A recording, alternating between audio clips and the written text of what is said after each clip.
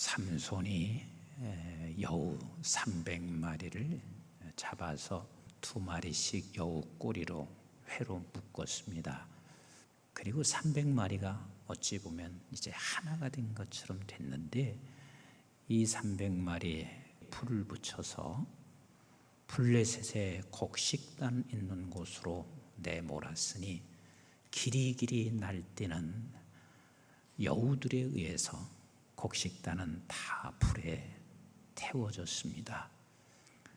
그런 상황이 됐으니 이 블레셋은 가만히 있을 리가 없습니다. 더더군다나 블레셋 사람들이 섬기는 신은 다곤신, 다곤신은 곡식의 신입니다. 신에 대한 도전이라고도 볼 수 있으니 블레셋 사람들은 화가 치밀어 올 대로 치밀어 올라왔습니다. 그래서 블레셋 사람들이 유다를 점령하여 진을 치게 됐습니다. 그래서 유다 사람들이 블레셋에게 이렇게 말합니다. 우리가 뭘 잘못했기에 너희들이 이렇게 하고 있느냐?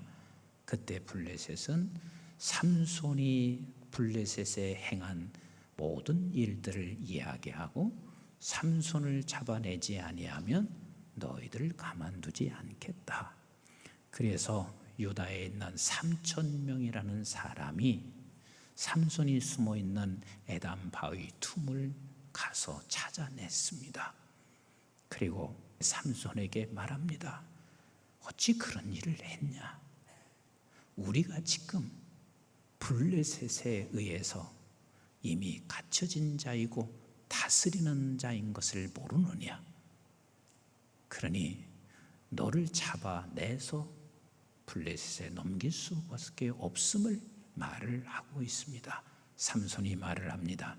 그러면 나를 죽이지는 말고 나를 묶어서 블레셋으로 넘겨라. 그래서 새 밧줄로 삼손을 묶었습니다. 삼손은 이미 끝이 난 거 아니겠어요? 근데 갑자기 하나님의 영이 임했는데 그 순간 이 밧줄은 불에 탄 삼과 같이 그냥 아무런 힘이 없이 풀려지고 말았습니다.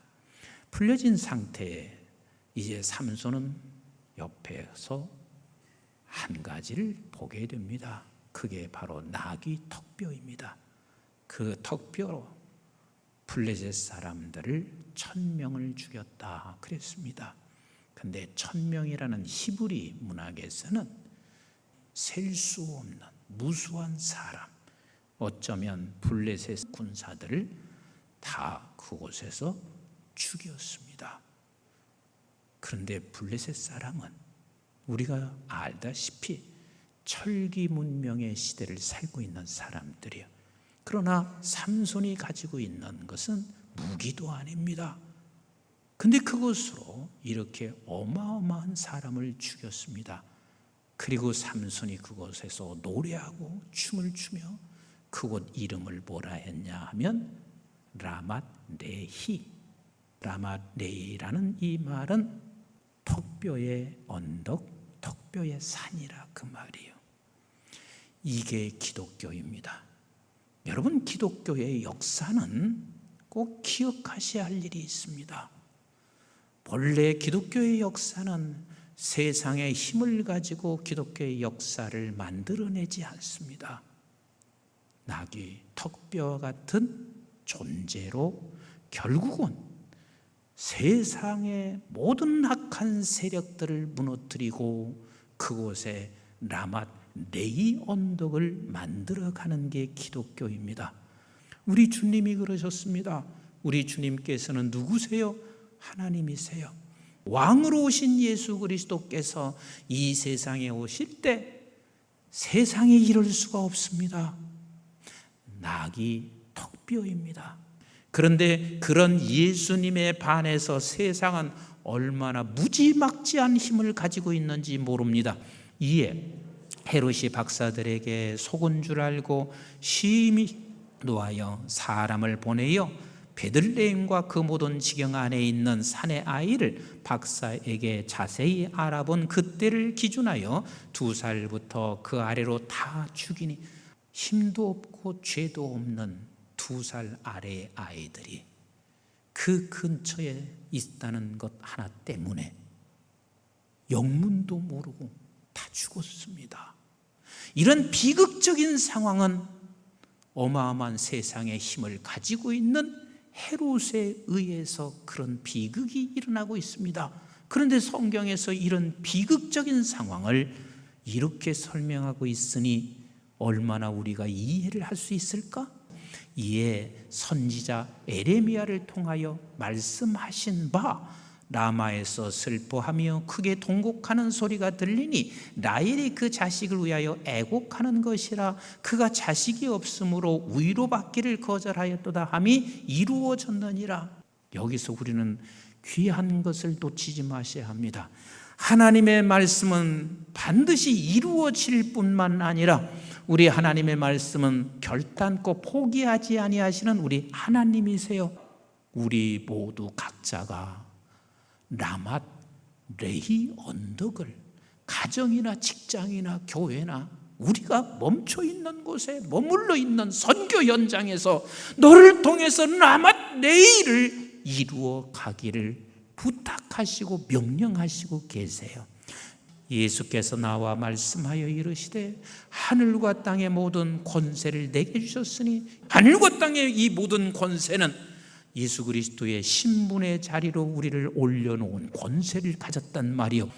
그러므로 너희는 가서 모든 민족을 제자로 삼아 아버지와 아들과 성령의 이름으로 세례를 베풀고 내가 너에게 분부한 모든 것을 가르쳐 지키게 하라. 볼지어다 내가 세상 끝날까지 너희와 항상 함께 있으리라 하시니라.